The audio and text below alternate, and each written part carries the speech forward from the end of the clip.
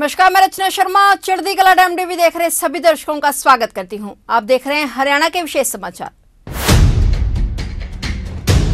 हरियाणा के मुख्यमंत्री मनोहर लाल ने सरकारी प्रोजेक्ट्स में धांधली करने व भ्रष्टाचार फैलाकर जनता के पैसों पर मौज करने वालों के प्रति अपने तेवर और अधिक कड़े कर लिए हैं। उन्होंने पारदर्शिता और जवाबदेही सुनिश्चित करने के साथ साथ संभावित भ्रष्टाचार को खत्म करने के लिए अपना पूरा फोकस प्रोडक्ट की क्वालिटी पर कर दिया है। उन्होंने गुरुग्राम में जिला स्तरीय कष्ट निवारण समिति की बैठक में आए भ्रष्टाचार के मामले पर सुनवाई करते हुए जिस प्रकार तलक टिप्पणी करते हुए घोषणा की है कि राज्य में इंजीनियरिंग के कामों में गुणवत्ता सुनिश्चित करने के लिए जल्द ही क्वालिटी इंश्योरेंस कमेटी का गठन किया जाएगा। इससे साफ जाहिर होता है कि वे प्रोजेक्ट्स के निर्माण में गड़बड़ी करने वालों को बख्शने के मूड में कतई नहीं है। ज्ञात रहे कि पिछले माह ही मुख्यमंत्री ने करनाल में शिक्षा, स्वास्थ्य, सिंचाई, सड़क परिवहन व ढांचागत विकास के करीब 2000 करोड़ रुपए की लागत की 174 परियोजनाओं के उद्घाटन और शिलान्यास अवसर पर भी अपने संबोधन में कहा था कि प्रदेश में इंजीनियरिंग के कामों में गुणवत्ता सुनिश्चित क्वालिटी कंट्रोल आधारित कंट्रोल अथॉरिटी बनाई जाएगी। मुख्यमंत्री मनोहर लाल ने फिर से इंजीनियरिंग के कामों की जांच पड़ताल के लिए क्वालिटी इंश्योरेंस कमेटी का गठन करने की बात कहकर जता दिया है कि भ्रष्टाचार की खैर नहीं है।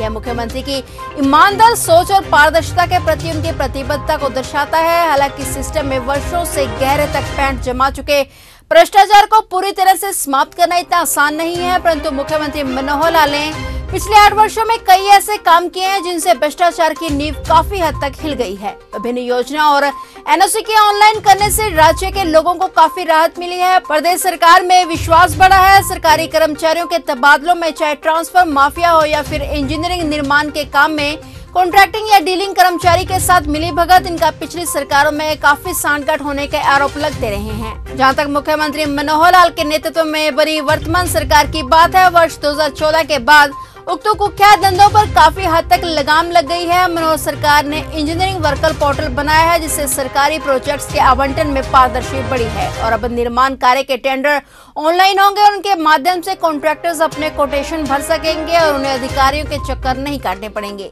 यह एक ऐसा तंत्र विकसित किया गया है जिसमें जनता प्रोजेक्ट्स की क्वालिटी, भ्रष्टाचार, मिक्सिंग या सब स्टैंडर्ड की शिकायत एक पोर्टल पर दे सकते हैं और उसकी शिकायत की प्रारंभिक जाँच की जाएगी और यदि कोई दोषी पाया जाता है तो सरकारी नियमों के अनुसार कठोर कार्रवाई की जाएगी। आवश्यकता पड़ी तो उस प्रोजेक्ट को दोबारा बनाया जाएगा। हरियाणा में पेपरलेस और पारदर्शी व्यवस्था के विजन को आगे बढ़ाते हुए हरियाणा के मुख्यमंत्री मनोहर लाल ने 24 मई 2021 को इंजीनियरिंग वर्कर्स पोर्टल लॉन्च किया था और इसका उद्देश्य प्रदेश सरकार के 3 प्राथमिक इंजीनियरिंग विभाग, लोक निर्माण विभाग, सिंचाई एवं जल संसाधन विभाग और जन स्वास्थ्य अभियांत्रिकी विभाग के इंजीनियरिंग कार्यों में काम करने के इच्छुक ठेकेदारों को राज्य सरकार के साथ ईज ऑफ डूइंग बिजनेस की सुविधा प्रदान करना है। मुख्यमंत्री की सोच है कि देश के विकास में इंफ्रास्ट्रक्चर का महत्वपूर्ण योगदान है। जितना इंफ्रास्ट्रक्चर मजबूत होगा, राज्य की आर्थिक स्थिति उतनी ही मजबूत होगी।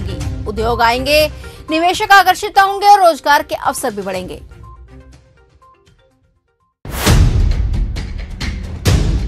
हरित क्रांति का सिरमौर रहा हरियाणा प्रदेश अब नील क्रांति को पंख लगाने की ओर अग्रसर हो गया है। प्रधानमंत्री नरेंद्र मोदी द्वारा देश में नील क्रांति लाने की आवश्यकता बताने के बाद केंद्र सरकार ने एक नई योजना, प्रधानमंत्री मत्स्य संपदा योजना की घोषणा कर इसकी शुरुआत की है ताकि समुद्री व अन्य जल संपदाओं का देश की अर्थव्यवस्था में सहयोग बढ़े। हरियाणा ने जमीनी स्तर पर नील क्रांति को सफल बनाने की शुरुआत सिरसा जिले से झींगा पालन के क्लस्टर प्रदर्शन फार्म व प्रगतिशील झींगा किसानों की कार्यशाला के आयोजन के साथ की है। कार्यशाला में मुख्यमंत्री मनोहर लाल ने स्वयं सिरसा जिले के किसानों की खारे पानी से झींगा पालन व्यवसाय आरंभ करने के लिए सराहना की है।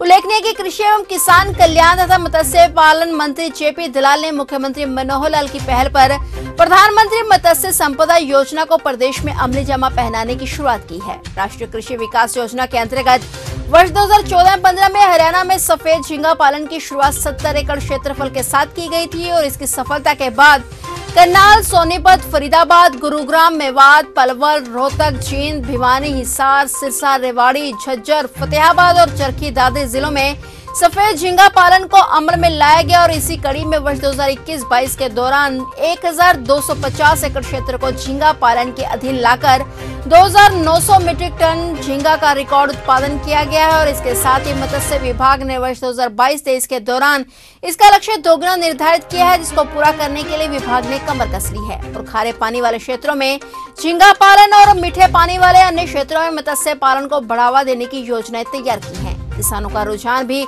इसके प्रति बढ़ा है, जिसका उदाहरण सिरसा जिले के किसानों में देखने को मिला। इसी प्रकार हरियाणा में वर्ष 2014 में कुल 43,000 एकड़ में 1 लाख मीट्रिक टन मछली उत्पादन होता था और इस वर्ष यह लक्ष्य बढ़ाकर 54,000 एकड़ और 2,10,000 मीट्रिक टन रखा गया है। सिरसा जिले के मिठड़ी गांव में प्रधानमंत्री मत्स्य संपदा योजना की लाभार्थी श्रीमती वीरपाल कौर ने झींगा पालन आरंभ किया। उल्लेखनीय है कि लगभग 18 एकड़ क्षेत्र में 30 तालाबों के साथ 6 अन्य महिलाओं ने सफेद झींगा का उत्पादन आरंभ किया है और इस प्रकार यह योजना महिला सशक्तिकरण को बढ़ावा दे रही है। मत्स्य पालन के लिए महिला, अनुसूचित जाति, जनजाति लाभार्थियों को 60% तथा सामान्य वर्ग के मत्स्य पालक किसानों को 40% सब्सिडी दी जाती है। नील क्रांति को हरियाणा में सफल बनाने का अंदाजा इस बात से लगाया जा सकता है कि केंद्रीय प्रायोजित प्रधानमंत्री मत्स्य संपदा योजना के तहत केंद्र सरकार से आने वाली सब्सिडी में अगर देरी होती है तो मुख्यमंत्री मनोहर लाल ने घोषणा की है कि यह सब्सिडी समय पर हरियाणा सरकार एडवांस में देगी, ताकि मछली पालकों को व्यवसाय आरंभ करने में किसी प्रकार की कठिनाई न हो। कृषि प्रधान राज्य होने के साथ साथ औद्योगिक विकास से भी देश की अर्थव्यवस्था में अहम योगदान देने वाला हरियाणा अब मत्स्य संपदा के माध्यम से भी सहयोग देगा। नील क्रांति की शुरुआत के साथ इसके संकेत राज्य ने दिए हैं। मत्स्य व्यवसाय से साल में 2 बार उत्पादन किया जाता है। 125 से 150 जिलों में उत्पादन बिक्री के लिए तैयार हो जाता है। झींगा पालन से प्रति हेक्टेयर लगभग 13.60 लाख रुपए का मुनाफा, स्मॉल बायोफ्यूल यूनिट से 5 लाख रुपए और मीठे पानी से मत्स्य उत्पादन से प्रति हेक्टेयर 6 लाख रुपए तक का मुनाफा साल में लिया जा सकता है। मुख्यमंत्री मनोहर लाल की पहल पर प्रदेश सरकार किसान क्रेडिट कार्ड की तरह मछली पाल किसानों को भी क्रेडिट कार्ड की सुविधा उपलब्ध करवा रही है। इसी प्रकार मछली पालन को भी फसल बीमा की तर्ज पर लाभ मिले, इसके लिए भी सरकारी बैंकों व बीमा कंपनियों से बातचीत कर रही है और इस वर्ष 10,000 किसानों को मत्स्य पालन से जोड़ने का लक्ष्य लेकर विभाग कार्य कर रहा है। ये जो मछली पालन प्रधानमंत्री जी की योजना, इसका जो देख करके मन को एक प्रसन्नता हुई, एक संतोष हुआ कि एक साधारण किसान अपनी फसलों में से बहुत अधिक कमाई नहीं कर सकता, लेकिन ऐसे उद्योग, चाहे वो मछली पालन हो, चाहे वो खुम्बी का काम हो, चाहे वो डेयरी फार्मिंग हो, इस प्रकार के जितने भी उद्योग हैं, जितना कृषि का ये अपने प्रकार के ये प्रकल्प है, इसमें मुझे लग रहा सबसे बढ़िया ये मत्स्य पालन का उद्योग मुझे लगा है, सबसे उत्तम लगा है। आज के इस कार्यक्रम में आकर के बहुत मुझे प्रसन्नता हो रही है और हमारे जो प्रगतिशील किसान हैं ये सब आगे निरंतर बढ़ें, इसके लिए हमारे कृषि मंत्री जेपी दलाल जी खूब नई नई चीज़ें, नए नए प्रावधान लेकर के आते हैं, तो मैं इनको भी बधाई देता हूं, आप सबको भी बधाई देता हूं। आत्मनिर्भर बनने के लिए हमको बहुत कुछ करना होगा। तो हम अगर कृषि के काम को आत्मनिर्भर बना लेंगे और अच्छी आय का बना लेंगे तो निश्चित रूप से भारत को आत्मनिर्भर बनने में कोई रोक नहीं सकता है। इसलिए भाइयों बहनों, कृषि अगर आत्मनिर्भर है तो भारत आत्मनिर्भर है।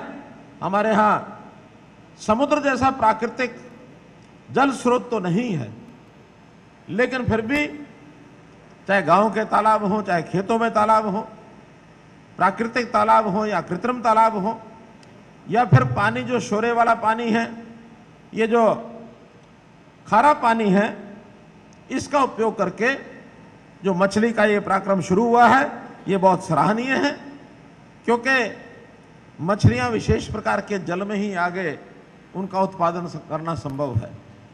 इसके लिए एक बात मंत्री जी ने रखी कि एक लैब होनी चाहिए खारे पानी का, जो भी पानी है उसका टेस्ट करने के लिए, या अन्य जो भी बीमारी है अथवा फीड की टेस्टिंग है, इस टेस्टिंग के लिए एक लैब होनी चाहिए। अभी शायद यहाँ के किसानों को रोहतक के पास एक गांव है, वहाँ जाना पड़ता है, लेकिन मैंने वादा किया है कि इस प्रकार की एक लैब मछली के उत्पादन के नाते इन चीज़ों का जो भी टेस्टिंग का फैसिलिटी वो सिरसा में एक शुरू करेंगे और बहुत जल्दी हम शुरू करेंगे। तो ये थे हरियाणा के विशेष समाचार, और नए समाचारों के साथ फिर से हाजिर होंगे। तब तक के लिए देखते रहिए चढ़ती कला टाइम टीवी, और मुझे दीजिए इजाजत। धन्यवाद।